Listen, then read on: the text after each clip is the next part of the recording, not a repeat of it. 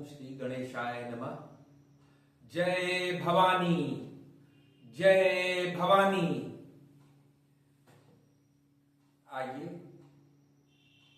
आज हम लोग अपनी आध्यात्मिक चर्चा को आगे बढ़ाते हुए कुछ और वार्तालाप करते हैं, लेकिन इससे पहले सबसे पहले आप लोगों से मेरा ये विनम्र आग्रह है कि यदि आप लोग इस चैनल को देख रहे हैं, पसंद कर रहे हैं, तो कृपया लाइक, सब्सक्राइब और शेयर जरूर कर दें, जिससे कि आने वाली नोटिफिकेशन आप लोगों तक पहुंचती रहे। और सबसे बड़ा इस चैनल को शुरू करने का उद्देश्य ये है कि सनातन धर्म जन जन तक पहुंचे, सभी लोगों तक सनातन धर्म की बातें पहुंचे। और सबसे बड़ी ये बात है कि इसमें सबसे बड़ा मेरा उद्देश्य ये है कि जिसे संस्कृत भाषा बहुत कठिन लगती है, क्योंकि आज के जमाने में हम लोगों के ऊपर पाश्चात्य सभ्यता का इतना प्रभाव पड़ चुका है कि हम लोग अपनी जो मुख्य चीज है उसको भूल चुके हैं, या अगर उसको पढ़ने की भी कोशिश करते हैं तो बहुत कठिन लगती है। तो उन्हीं आप ही लोगों से के बीच से ही मैं निकल कर आया हूं।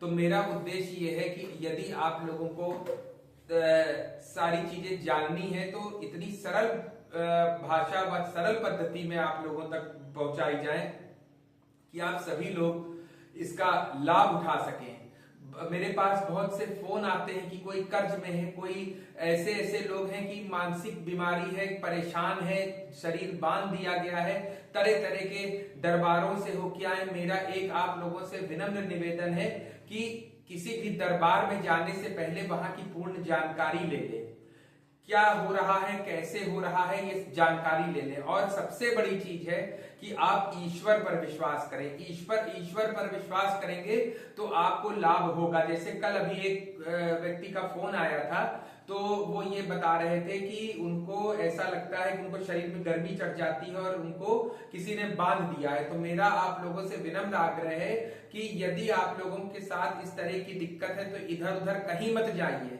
कोई इसका इलाज नहीं कर पाएगा। सिर्फ इसके लिए एक ही स्थान है। और एक चीज और मैं बता रहा हूं कि आपको किसी भी प्रकार की परेशानी है तो सबसे पहले मेहंदीपुर बालाजी जाइए। मेहंदीपुर बालाजी में जाकर अपने कलेश जब तक आप नहीं कटवाएंगे, लोगों को यही नहीं पता कि मेहंदीपुर बालाजी में कलेश भी कटते हैं। यदि आप मेहंदीपुर बालाजी जाकर कलेश नहीं कटवाएंगे तो आपका उद्धार होने वाला नहीं है। आप कोई भी पूजा पाठ कर लीजिए, फल देगी, ये नहीं मैं कह रहा फल नहीं देगी, लेकिन अगर 100% देना है तो वो 50% देगी।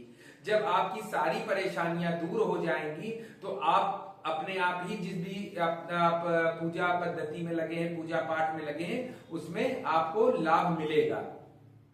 मेहंदीपुर बालाजी जाने के लिए आपको करना क्या है मैं बता दे रहा हूं। सबसे बड़ी चीज ये है कि इसकी पूर्ण जानकारी मैं इस वीडियो में आप देना चाहता हूं, क्योंकि लोगों को पूर्ण जानकारी नहीं है।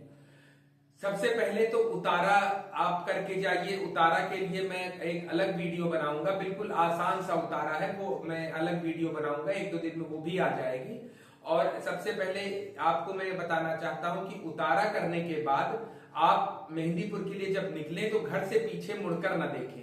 और मेहंदीपुर के अलावा और भी जगह आप जा सकते हैं, लेकिन जब मेहंदीपुर आप चले जाएं तो वहां से लौट के सीधे घर आया जाता है, ना कि इधर उधर जाया जाता है।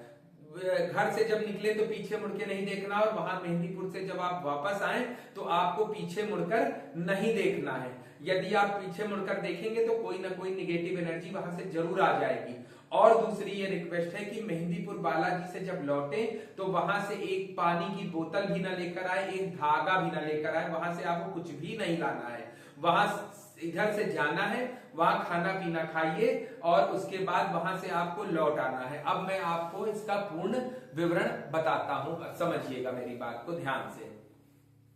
देखिए, सबसे पहले आपको उतारा बंद करना है। जितने भी लोग घर पर हैं उनका आप उतारा कर लीजिए। उतारा की मैं एक सेपरेट वीडियो बना दूंगा, वो आप देख लीजिएगा, जल्दी ही आ जाएगी। तो आपको सबसे पहले क्या करना है, घर में जितने लोग भी हैं सबका उतारा कर लेना है। उतारा करने के बाद आपको क्या करना है कि आप घर से निकल जाएं, ठीक है। निकलने के बाद, और हाँ, निकलते समय ये जरा सा ध्यान दे दीजिएगा कि राहु काल ना हो। राहु काल में कहीं भी नहीं जाना चाहिए, किसी भी शुभ कार्य के लिए नहीं जाना चाहिए। ठीक है, आपने उतारा कर लिया, कोई व्यक्ति अपना उतारा देता है तो उसको भी आप बड़े आराम से ले जा सकते हैं। ले जाने के बाद आप मेहंदीपुर पहुंचे। मेहंदीपुर पहुंचने के बाद वहां दरखास्त लगती है, वो मैं उतारा वाले वीडियो में दरखास्त दे दूंगा। वहां पहले आप जब जाएंगे तो वहां जाने की दरखास्त लगती है, और जब लौटेंगे तो वापस आने की दरखास्त लगती है। वो कैसे लगेगी मैं जिस वीडियो में उतारा बताऊंगा उस वीडियो में दरखास्त के बारे में भी आपको बता दूंगा। ठीक है, जब आप मेहंदीपुर पहुंच गए, आपने आने की दरखास्त लगाई, आपने बाबा के दर्शन किए। दर्शन करने के बाद कोशिश ये करिए कि मेहंदीपुर आप 3 दिन के लिए जाइए। 3 दिन इसलिए क्योंकि यदि आप 3 दिन अपने कलेश कटवाएंगे तो बहुत अच्छी बात है। 3 दिन और कलेश कहाँ कटते हैं? नीचे देखिए, वहां 3 पहाड़ी नामक एक जगह है जो 3 पहाड़ियों के ऊपर है। तो आप मेहंदीपुर दर्शन करिए, विश्राम करिए, उसके बाद दिन में ही पहाड़ी पे चढ़ दीजिए। तो वहां किसी से पूछ लीजिए, मंदिर के सामने से रास्ता गया है, वहां पर मंदिर के बिल्कुल जो आपका कृष्ण मंदिर है उसके बगल से एक रास्ता गया जो शॉर्टकट है, और उसके पहले जो रास्ता गया वो थोड़ा लंबा पड़ता है। तो शॉर्टकट वाले रास्ते से आप जा सकते हैं। उस रास्ते पर आप जाएंगे तो महंत जी की समाधि भी मिलेगी, जहां पे लोग दिए जला रहे होते हैं। वहां आप 2 दिए, एक घी का और एक तेल का जलता है, वहां जला दीजिए और अपनी मनोकामना मान लीजिए। महंत जी वो है जिन्होंने मेहंदीपुर बालाजी की स्थापना की थी, उसकी एक अलग कहानी है, वो मैं अलग एपिसोड में बताऊंगा। आप 3 पहाड़ी चढ़ गए। 3 पहाड़ी चढ़ने के बाद जो सबसे आखिरी में मंदिर पड़ेगा, जो सबसे आखिरी में बिल्कुल ऊपर मंदिर पड़ेगा, वहां पर माता काली का मंदिर है, भैरव बाबा का मंदिर है और पंचमुखी हनुमान जी का मंदिर है। वहां जब आप पहुंचेंगे तो वहां पे आपको बहुत ज्यादा से ज्यादा 500-600 रुपए का खर्चा आएगा। वहां पे नारियल मिलेगा, घी का डिब्बा मिलेगा, तेल मिलेगा और लाल चुन्नी और काली चुन्नी देंगे। तो आपको 2 बार लेना है, एक बार माता जी का उतारा, काली माता का उतारा होगा, और मतलब और बंधन कटेंगे आपके वहीं पर बंधन कटते हैं, बंधन और कलेश वहीं पर कटते हैं। सबसे पहले आप 10 रुपए का प्रसाद लेकर जाएंगे जो पंचमुखी हनुमान जी को चढ़ेगा। उसके बाद आप जो है वहां से जब बाहर आएंगे तो फिर आप एक सबसे पहले माता काली का आप ले लीजिए, वहां दुकानें लगी हुई हैं, उनसे बोल दीजिए माता काली के उसमें कलेश कटवाना है, वो ले लीजिए। उसके बाद आपको क्या करना है, वो कलेश कटवा के आइए, और उसके बाद आप ले लीजिए भैरव बाबा का, वो उसका कलेश काट देंगे। भैरव बाबा में लाल चुन्नी वहां पे चढ़ती है और माता काली में काली चुन्नी चढ़ती है, और नारियल और घी माता जी में चढ़ता है, तेल और नारियल भैरव बाबा में चढ़ता है। वहां पे आप जाएंगे, वहां आप देखेंगे कि काफी लोग हैं और पंडित जी जो है वहां पे कलेश सबके काट रहे होते हैं। कच्चे सूत देंगे, दोनों में ही कच्चे सूत से आपको ऊपर नाप करके वो काट देंगे, नींबू काटते हैं। और उसके बाद आप कोशिश करें कि यदि 3 दिन आप रुक सकते हैं तो 3 दिन जरूर कलेश कटवा लें, और उसके बाद आप जब वापस आएंगे तब आप देखिए आपको कितना आराम मिलता है। तो मेरा ये आप लोगों से निवेदन है कि जैसे मोबाइल जब हैंग करने लगता है तो उसको रिबूट करना पड़ता है, उसी तरह से आप एक बार जब मेहंदीपुर बालाजी चले जाएंगे और वहां से लौटेंगे, उसके बाद आप कोई भी कार्य करेंगे, आप देखिए कितना आपको लाभ होगा। तो इसलिए मेरा आप लोगों से हाथ जोड़कर विनम्र निवेदन है कि मेहंदीपुर बालाजी जाएं, और जब वहां लाइन में लगे रहें तो कोशिश करें कि इधर उधर ध्यान मत दें। और एक सबसे बड़ी चीज आप लोगों को मैं ये बताना चाहूंगा कि मोबाइल का इस्तेमाल वहां कम से कम करें, किसी दूसरे को आरती दिखाने के चक्कर में न रहें, कोई रिकॉर्डिंग ज्यादा से ज्यादा न करें, क्योंकि आप दर्शन करने गए, फिर आपका मकसद ही पूरा नहीं होगा। आपका मन तो फोन मोबाइल में लगा है कि घर पे हमको वीडियो कॉल करके दिखाना है। आप जाइए, ये करिए कि सब मेरा घर अच्छा रहे, मेरे घर के लोग सुख शांति से रहें, ये सारी चीजें करिए, ना कि मोबाइल से आप देखो, मैंने वहां देखा है लोग आरती कम करते हैं, मोबाइल ज्यादा चलाते हैं। तो आप अपने कलेश बंधन कटवाने, आप अपने उन्नति के लिए गए, ना कि वहां मोबाइल से दूसरे को दर्शन कराने। आप वहां ये मानिए कि जितने लोग मेरे पीछे हैं, जो मेरे सगे संबंधी, जान पहचान के मित्र जो भी हैं, उनका सब अच्छा हो, अगर आप करना चाहते हैं तो उससे आपका ध्यान नहीं भटकेगा, और लाइन में लगे रहें, सीताराम का जाप करते रहें, इधर उधर की बातें ना करें। हाँ, लाइन में बहुत से रोगी होते हैं